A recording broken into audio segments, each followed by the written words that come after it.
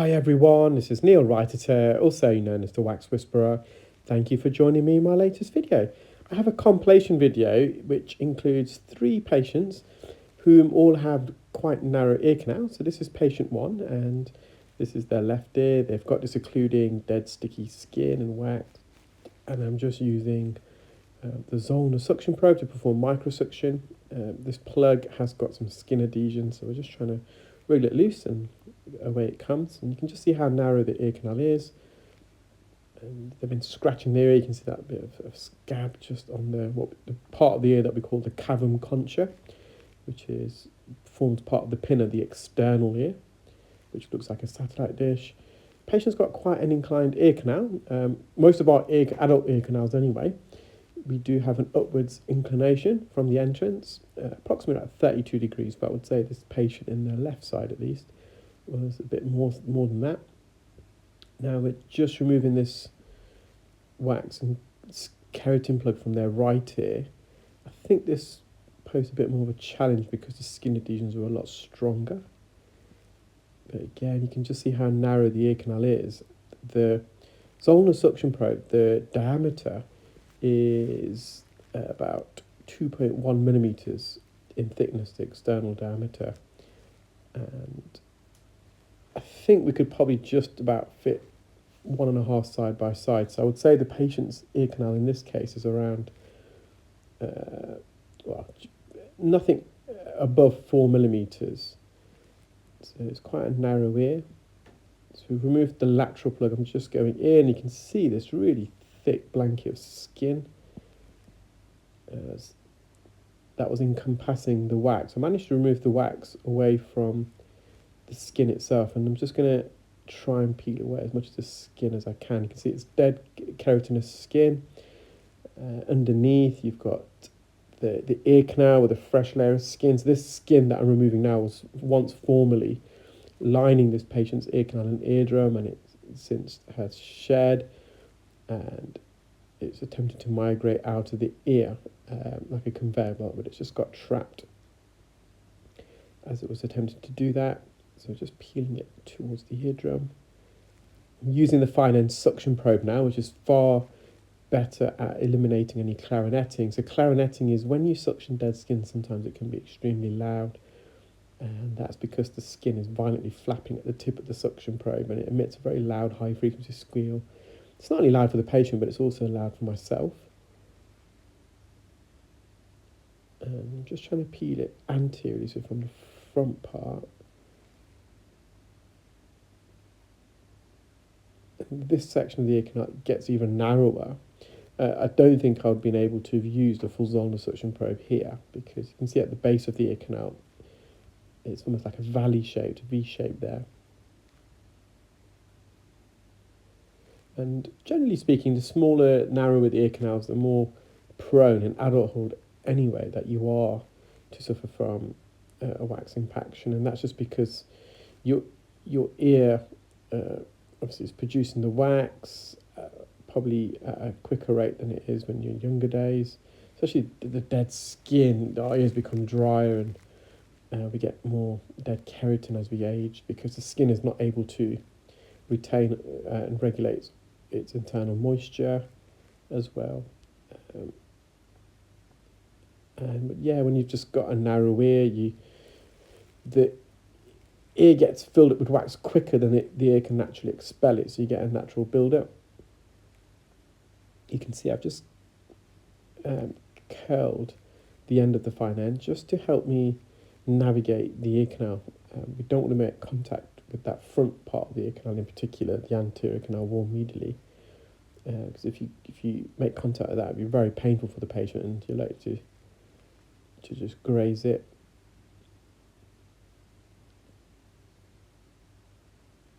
You can see the eardrum in the distance now. This skin, it's not going to cause the patient a massive issue, but if I can remove it, I will try to. I'm just going up towards the roof of the ear canal. So the roof is quite highly suspended, I would say, in this patient's ear. It's a bit higher than... So it's more of an oval-shaped ear canal, which all of our ears generally are, but I would say the height proportionate to the width in this ears greater than most, especially as the deeper we enter the ear. See, the entrance is quite circular, it's round. So that's patient one. There's a bit of skin left there, but as I said, it wasn't. You have to weigh up the risk versus benefit ratio and clean the ear out. Attempted to remove a bit of skin, a bit of clarinetting, a bit of discomfort. It wasn't really necessary, so we've left that. So patient two, again, quite a narrow ear canal. One of the things all these patients have in common is their age. I think they're all above 80, 80 plus. So is there a link between small ear canals and age? Well, possibly the cartilaginous portion of the ear canal, the outer third, where the cartilage is. As we age, the cartilage can get a bit weaker and it's not able to support and hold its structure and shape, so it can almost collapse upon itself. And also, as the cartilage weakens over the years, gravity can then take effect and cause, again, the canal to collapse somewhat. Similar to the tip of our nose, as we get older, we're more prone to developing a droopy tip. And that's because the nose, the bottom third is made up of cartilage, whereas the upper two thirds of the nose is made up of bone. The ears, not too dissimilar. It's the outer third that's made up of cartilage. Well, it's the exact same. Sorry, with the nose, I knew I was going somewhere wrong. With the nose, it's the bottom two thirds of the nose that's made up of cartilage, and it's the upper third that's made up of bone. With the ear, it's the outer third that's made up of cartilage, and the inner two thirds is made up of bone. So we're just trying to squeeze this out once more. The ear, you can see how narrow it is, just about squeezing the zone of suction probe. I'm just giving it a little wriggle, a little tease. And you know we're at the entrance because you can see all these hair strands. These hair strands, the hair follicles terminate in the dermis layer, the middle layer of skin. And it's only the cartilaginous portion of the ear canal, the outer third, that has the dermis layer. The inner two-thirds of the ear canal, it's simply lined with the outer protective barrier of skin, the epidermis layer. In the absence of the dermis layer and the subcutaneous layer. So with this wax, it's quite sticky and stodgy, and you can see with the Jobson horn, it's stretching it. There's some keratin dead skin here at the bottom. You may be able to see the texture of the skin there. So just going in with the hook and get in and behind. There we are. I've managed to leverage it forwards.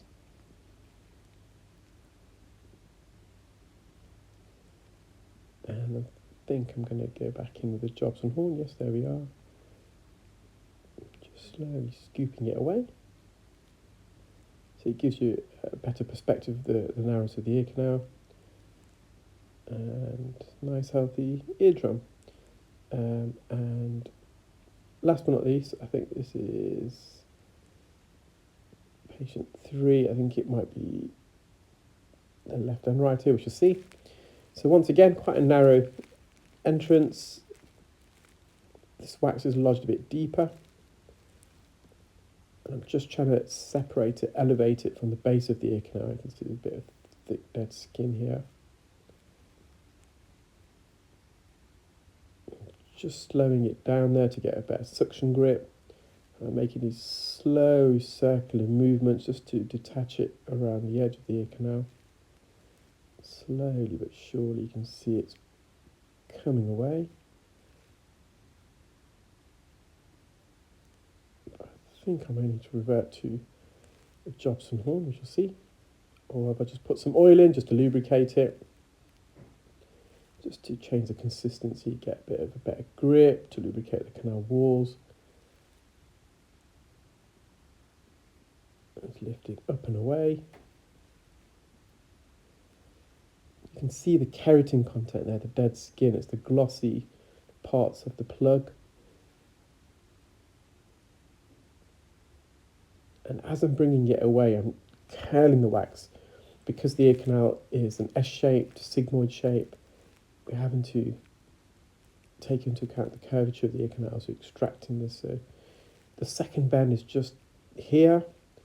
So beyond that, the ear canal veers off to the left. Then you've got the first bend just on the right there,